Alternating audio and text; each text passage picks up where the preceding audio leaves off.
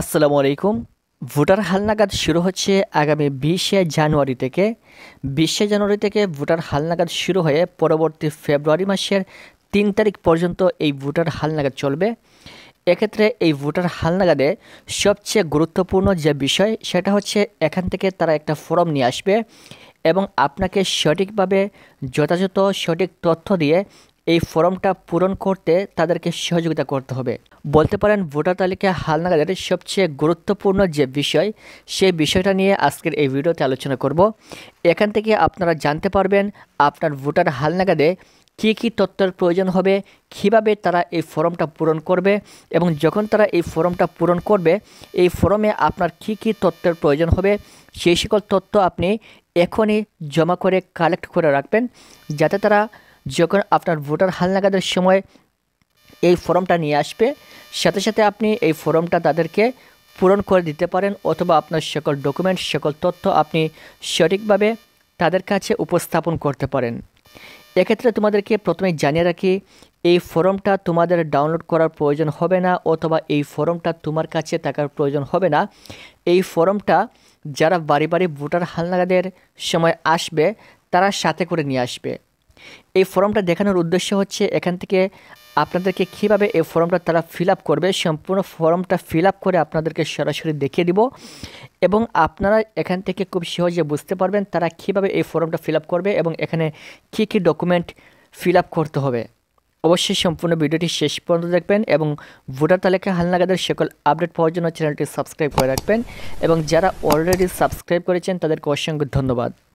এটা হচ্ছে ভোটার নিবন্ধন ফর্ম 2। এখান থেকে উপরে একটা নাম্বার দেওয়া থাকবে, তারপর এখানে 1 নাম্বার হচ্ছে ভোটার এলাকার নাম, এখান থেকে আপনার ভোটার এলাকার নাম তারা লিখবে। 2 নাম্বার হচ্ছে ভোটার এলাকার নম্বর, এই ভোটার এলাকার নম্বরটাও কিন্তু তাদের জানা রয়েছে, তারা তাদের ডায়েরি থেকে এই ভোটার এলাকার নম্বরটা লিখে দিবে। 3 নাম্বার হচ্ছে নাম বাংলায়, এখানে আপনার নাম বাংলায় কীভাবে লিখবেন, আপনার যে জন্ম নিবন্ধন রয়েছে সেই জন্ম নিবন্ধনে আপনার নাম বাংলায় যেভাবে লেখা রয়েছে সেম একইভাবে আপনার নামটা তারা এখানে বাংলায় লিখে দিবে। 4 নম্বর হচ্ছে নাম ইংলিশ, বড় হাতের অক্ষরে, সম্পূর্ণ বড় হাতের অক্ষরে তারা নাম ইংরেজিতে লিখবে।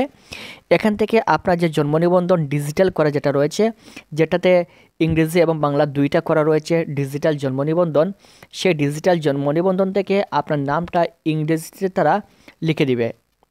5 নম্বর হচ্ছে পিতার নাম, এখান থেকে আপনার এনআইডি আপনার পিতার এনআইডি কার্ডে আপনার পিতার নাম যেভাবে রয়েছে সেম একইভাবে তারা এখান থেকে নামটা বসাবে। 6 নম্বর হচ্ছে আপনার পিতার এনআইডি কার্ডের যে নম্বর রয়েছে সেই এনআইডি কার্ডের নম্বরটা তারা এখানে বসিয়ে দিবে। আপনার পিতার এনআইডি কার্ড দেখে দেখে সেই নম্বরটা এখানে বসিয়ে দিবে। 7 নম্বর হচ্ছে পিতা মৃত হলে এখান থেকে মৃত্যুর সালটা তারা লিখে নিবে, আর যদি পিতা জীবিত হয়ে থাকেন তাহলে এই গড়টা সম্পূর্ণ ফাঁকা থাকবে।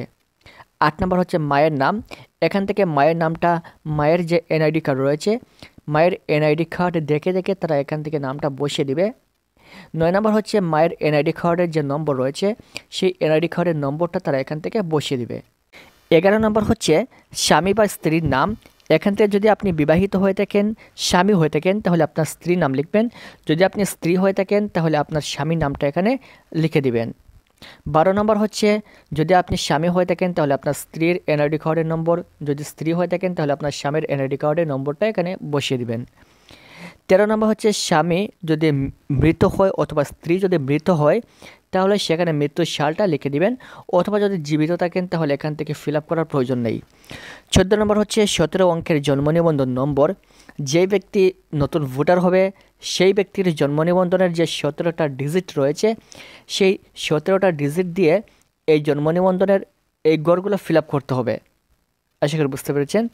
15 নম্বর হচ্ছে জন্ম তারিখ, এখান থেকে আপনার জন্ম তারিখটা বসিয়ে দিতে হবে, প্রথমে দিন তারপর মাস তারপর বছর, এখান থেকে জন্ম তারিখ বসিয়ে দিতে হবে। 16 নম্বর হচ্ছে জন্মস্থান, এখান থেকে জন্মস্থানের জেলা লিখতে হবে। তারপর 17 নম্বর হচ্ছে লিঙ্গ, পুরুষ মহিলা যেটা রয়েছে সেটা আপনি এখান থেকে টিক চিহ্ন দিয়ে দিবেন। 18 নম্বর হচ্ছে বৈবাহিক অবস্থা, যদি আপনি বিবাহিত হয়ে থাকেন তাহলে বিবাহিত টিক চিহ্ন দিবেন, যদি অবিবাহিত হয়ে থাকেন তাহলে অবিবাহিত এই ঘরে টিক চিহ্ন দিবেন। 19 নম্বর হচ্ছে শিক্ষাগত যোগ্যতা, আপনার শিক্ষাগত যোগ্যতা এখান থেকে লিখে দিতে হবে, যদি আপনি এসএসসি পাস করে থাকেন তাহলে এখান থেকে লিখে দিবেন এসএসসি, এইচএসসি পাশ হলে এইচএসসি, জেএসসি পাশ হলে জেএসসি। আর যদি আপনি শিক্ষাগত লেখাপড়া না করেন তাহলে এখান থেকে এই জায়গাটা খালি থাকবে। 20 নম্বর হচ্ছে পেশা। এই মুহূর্তে আপনার পেশা কি? এই মুহূর্তে বেশিরভাগ মানুষের পেশা হচ্ছে স্টুডেন্ট, কারণ 18 বছর 17 বছর বয়সে কিন্তু বেশিরভাগ স্টুডেন্ট থাকেন। সো এখান থেকে যদি আপনি স্টুডেন্ট হয়ে থাকেন তাহলে স্টুডেন্ট, যদি আপনি ব্যবসায়ী হয়ে থাকেন তাহলে ব্যবসায়ী, যেটা আপনার পেশা রয়েছে সেটা আপনি এখান থেকে দিয়ে দিবেন। 21 নম্বর হচ্ছে অসামর্থ্যতা, প্রতিবন্ধীর প্রকৃতি।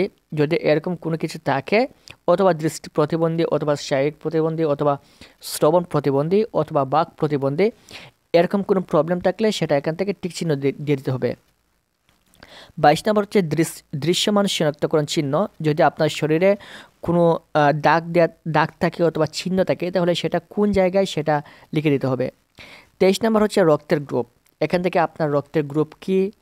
এ positive, A negative, B positive, B negative, A B positive অথবা A B negative, O positive অথবা ও নেগেটিভ। যেটা আপনার রক্তের গ্রুপ রয়েছে সেটা আপনি এখান থেকে টিক চিহ্ন দিয়ে দিবেন। যদি আপনি না জানেন যে আপনার রক্তের গ্রুপ কী, তাহলে আপনি এখনই আপনার নিকটস্থ যে কোনো হাসপাতালে গিয়ে পরীক্ষা করে নেন আপনার রক্তের গ্রুপ কী। সেটা কিন্তু তাদেরকে জানাতে হবে, তাদেরকে সেই তথ্যটা দিতে হবে। এরপর দেখেন এখান থেকে একটা স্লিপ রয়েছে। এই স্লিপটা কিন্তু প্রত্যেকটা নতুন ভোটারই পরবর্তীতে পাবে। এই স্লিপে যে নম্বরগুলো তারা বসাবে, এই স্লিপের নম্বরের মাধ্যমে পরবর্তীতে আপনি এনআইডি কার্ড ডাউনলোড করতে পারবেন অনলাইনের মাধ্যমে। সো এই স্লিপটা খুবই গুরুত্বপূর্ণ। যখন তারা এই সম্পূর্ণ তথ্য ফিল আপ করে নিয়ে যাবে, এই সম্পূর্ণ তথ্য ফিল আপ করে নিয়ে যাওয়ার পর কিন্তু তারা এই স্লিপটা আপনাকে দিবে। আপনার সম্পূর্ণ ছবি, ফিঙ্গার এগুলো দেওয়ার পর তারা এই স্লিপটা আপনার কাছে পাঠিয়ে দিবে, এবং এর পরবর্তীতে আপনি এই স্লিপ থেকে অনলাইনের মাধ্যমে আপনি এনআইডি কার্ড ডাউনলোড করতে পারবেন।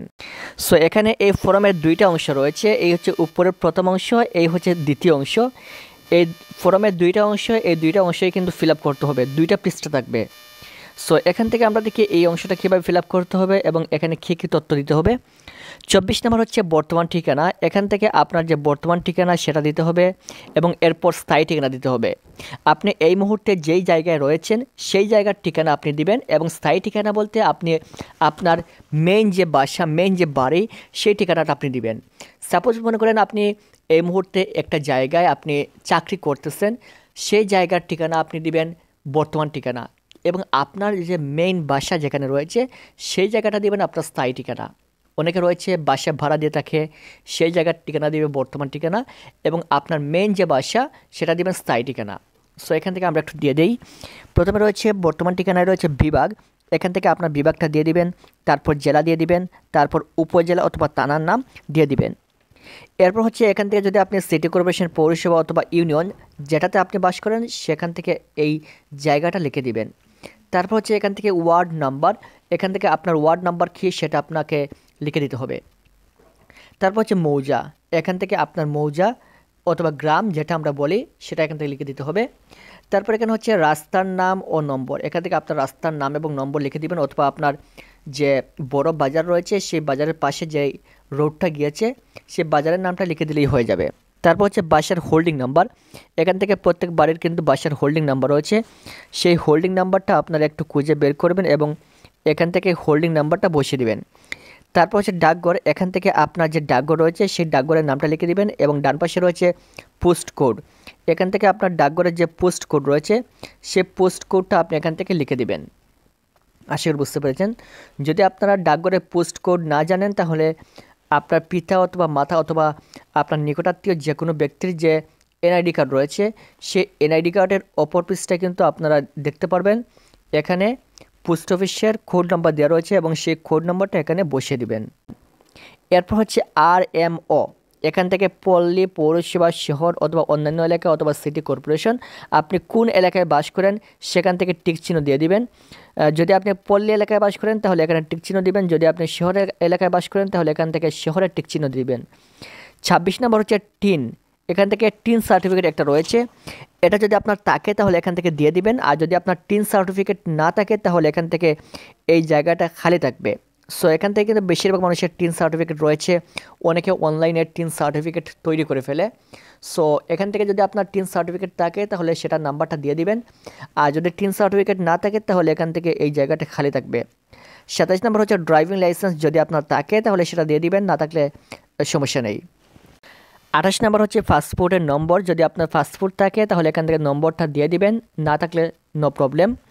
29 নম্বর হচ্ছে টেলিফোন নম্বর, যদি থাকে তাহলে দিয়ে দিবেন। 30 নম্বর হচ্ছে মোবাইল নম্বর, এখান থেকে আপনার যে মোবাইল নাম্বার রয়েছে সেই মোবাইল নাম্বারটা দিয়ে দিবেন।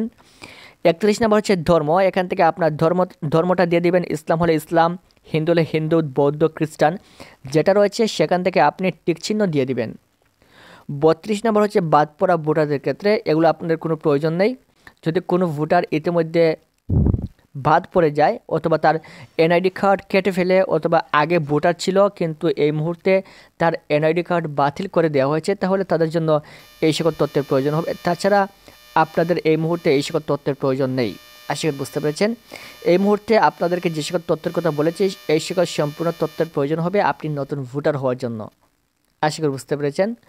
পরবর্তী এনআইডি কার্ড সংক্রান্ত এবং ভোটার তালিকা হালনাগাদ সংক্রান্ত সকল আপডেট পাওয়ার জন্য চ্যানেলটি সাবস্ক্রাইব করে রাখবেন।